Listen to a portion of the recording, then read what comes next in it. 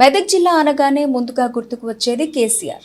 Parliament సభ్యునిగా గతంలో గెలిచిన కేసీఆర్ అక్కడ బీఆర్ఎస్ బలోపేతానికి కృషి చేశారు. ఎందరో మహానుభావులకు రాజకీయ ఆతిథ్యం ఇచ్చిన మెదక్లో ప్రస్తుతం త్రిముఖ పోటీ నెలకొంది. బీఆర్ఎస్ పార్టీ బలంగా ఉన్న ఆ నియోజకవర్గంలో గులాబీ జెండా ఎగరవేసేందుకు ఆ పార్టీ అధినేత కల్వకుంట్ల చంద్రశేఖరరావు, రాష్ట్రంలో అత్యంత ఆర్థిక బాహుబలి అయిన ఎమ్మెల్సీ వెంకట్రామరెడ్డిని బరిలో నిలిపారు. గతంలో అక్కడ జాయింట్ కలెక్టర్గా, జిల్లా కలెక్టర్గా పనిచేసిన అనుభవం ఉండడంతో పాటు వ్యక్తిగత పరిచయాలు వెంకట్రామరెడ్డిని గట్టెక్కిస్తాయని భావిస్తున్నారు. అదే సమయంలో బీజేపీ నుండి మాజీ ఎమ్మెల్యే రఘునందన్ రావు పోటీలో ఉన్నారు. దశాబ్దాల కాలం నుంచి రాజకీయ అనుభవం, ఏ విషయాన్నైనా కుండబద్దలు కొట్టే నైజం రఘునందన్ రావుది. ప్రధానమంత్రి నరేంద్ర మోదీ మేనిఫెస్టోతో పాటు తన వ్యక్తిగత ఇమేజ్, పార్టీ ఓటింగ్తో తన గెలుపు సునాయాసం అని భావిస్తున్నారు. ఇద్దరికీ తోడు కాంగ్రెస్ పార్టీ తరఫున నీలం ముదిరాజ్ బరిలో ఉన్నారు. గత ఎన్నికల్లో పటాన్చెరు నియోజకవర్గంలో కాంగ్రెస్ రెబల్ అభ్యర్థిగా నిలబడి ఓటమి చెందారు. కాంగ్రెస్ పార్టీ ఓటు బ్యాంకు అధికారంలో ఉన్న ధీమా మధులో స్పష్టమవుతోంది. చాలా నియోజకవర్గాల్లో సహకరించని క్యాడర్ నీలం మధు విజయావకాశాలను దెబ్బతీస్తోంది.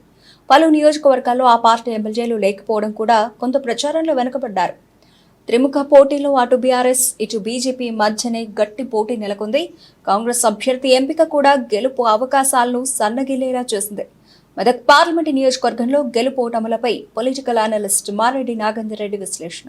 రాష్ట్రంలో ప్రస్తుతం పార్లమెంట్ ఎన్నికల సరళి పూర్తిగా వస్తుంది. మరో 45 గంటలలో ఎన్నికల ప్రక్రియ ప్రారంభమవుతున్న నేపథ్యంలో రాష్ట్రంలోని ప్రస్తుతానికి అందరి దృష్టి మెదక్ పార్లమెంటు మీద పడిందని చెప్పవచ్చు. ఎందుకంటే మెదక్ పార్లమెంట్ నియోజకవర్గంలో అటు మాజీ ముఖ్యమంత్రి కల్వకుంట్ల చంద్రశేఖరరావు నియోజకవర్గం, దాంతోపాటుగా నెంబర్ 2గా బీఆర్ఎస్ ప్రభుత్వంలో కొనసాగిన తన్నీరు హరీష్ రావు నియోజకవర్గం కూడా దాంట్లో ఉండటంతో వీటితో పాటు చాలా కీలకమైన నాయకుడిగా వెలుగొందిన వెంకట్రామరెడ్డి ప్రస్తుతానికి పార్లమెంటు బరిలో బీఆర్ఎస్ పార్టీ తరఫున ఉండటం, అదే సమయంలో బీజేపీ తరఫున రఘునందన్ రావు, వీళ్ళిద్దరు కూడా రాష్ట్రంలోనే ఒక హైఫై ఉన్న వ్యక్తులు. రాజకీయ పరంగా రఘునందన్ రావు ఆర్థిక పరంగా కానీ, వివిధ కాంట్రాక్టుల రూపంగా కానీ, ఒక కలెక్టర్గా పనిచేసిన అనుభవం, ఇవన్నీ చూసుకుంటే వెంకట్రామరెడ్డి వీళ్ళిద్దరు కూడా చాలా కీలకమైన వ్యక్తులు ప్రస్తుతానికి మెదక్ పార్లమెంట్ బరిలో నిలిచారు.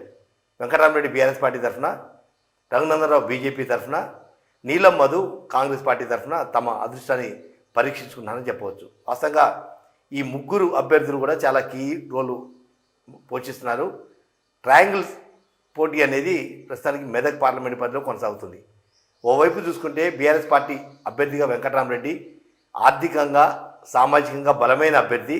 దాంతోపాటుగా బీఆర్ఎస్ పార్టీ అత్యధిక అసెంబ్లీ స్థానాలు గెలిచిన పార్లమెంట్ నియోజకవర్గంలో ఆయన గెలుపు నల్లేరిపై నడకే అనేది మొదట్లో భావించారు. కానీ కొంత పరిణామాలు చూసుకుంటే మాత్రం రఘునందన్ రావు బీజేపీ తరఫున బరిలో ఉన్న నేపథ్యంలో దుబ్బాకలో గతంలో ఎమ్మెల్యేగా గెలిచి మళ్ళీ మొన్న జరిగిన ఎన్నికల్లో ఓడిపోవడంతో కొంత సానుభూతి, దాంతోపాటుగా నరేంద్ర మోడీ మేనియా కూడా రఘునందన్ రావు కలిసి వచ్చే అంశాలుగా అక్కడ చర్చ జరుగుతుంది. వీటితో పాటు బీఆర్ఎస్ పార్టీ కనుక గెలవకపోతే అటు కాంగ్రెస్ అభ్యర్థి గెలుస్తారనే ఒక ఆలోచన క్షేత్రస్థాయిలో బీఆర్ఎస్ కార్యకర్తలు ఉన్న నేపథ్యంలో అవసరమైతే తమ అభ్యర్థి గెలవనప్పుడు కాంగ్రెస్ పార్టీ అభ్యర్థిని ఓడించాలనే ఒక ఆలోచనతో రఘునందన్ రావుకి కొన్ని ఓట్లు క్రాస్ అయ్యే అవకాశం ఉన్నట్టుగా చర్చ జరుగుతుంది. అంటే అటు బీఆర్ఎస్ పార్టీ అభ్యర్థి కనుక గెలవలేని పరిస్థితి ఉంటే చివరి నిమిషంలో అవసరమైతే బీఆర్ఎస్ ఓట్లు రఘునందన్ రావుకి వేసిన కాంగ్రెస్ పార్టీని ఓడించాలనేది ఒక నిర్ణయంగా కనపడుతుంది. ఈ నేపథ్యంలోనే కాంగ్రెస్ అభ్యర్థిగా బరిలో నిలిచిన నీలం మధు కూడా గత ఎన్నికల్లో, అసెంబ్లీ ఎన్నికల్లో పటాన్ చెరువు నుంచి కాంగ్రెస్ రెబల్ అభ్యర్థిగా బరిలో నిలిచారు నీలం ముదిరాజు. ముదిరాజు వర్గం సంబంధించిన ఓట్ బ్యాంక్ ఎక్కువగా ఉండడం, దాంతోపాటుగా సామాజిక వర్గాలు వెంకటరామరెడ్డి రెడ్డి సామాజిక వర్గం, రఘునందన్ రావు వెలమ సామాజిక వర్గంతో నీలం మధు గనక బీసీ వర్గం నుంచి కాబట్టి బీసీ ఓట్ బ్యాంక్ అంతా కూడా నీలం మధుకి పోలవుతాయి అనే ఒక ఆలోచనతో కాంగ్రెస్ పార్టీ నీలం మధుని ఎంపీ చేసినట్టుగా ఆ పార్టీలో ప్రచారం జరిగింది. ఈ నేపథ్యంలోనే మూడు పార్టీలు తమ గెలుపు కోసం అహర్నిశలు కృషి చేస్తాయి. వీటికి తోడు బీఆర్ఎస్ పార్టీ అభ్యర్థి వెంకటరామరెడ్డి గెలిపించే బాధ్యత తన్నీర్ హరీష్ రావు తన భుజస్కంధాల మీద తీసుకున్నారు. దీంతో పోటీ మాత్రం తీవ్రంగా ఉందని చెప్పవచ్చు.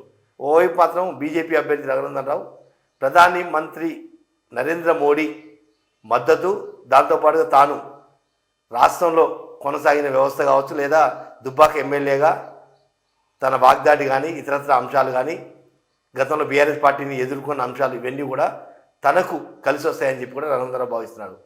వీళ్ళిద్దరి మధ్య నీలం మధు మాత్రం బీసీ ఓట్ బ్యాంకు తనకు అండగా ఉంది.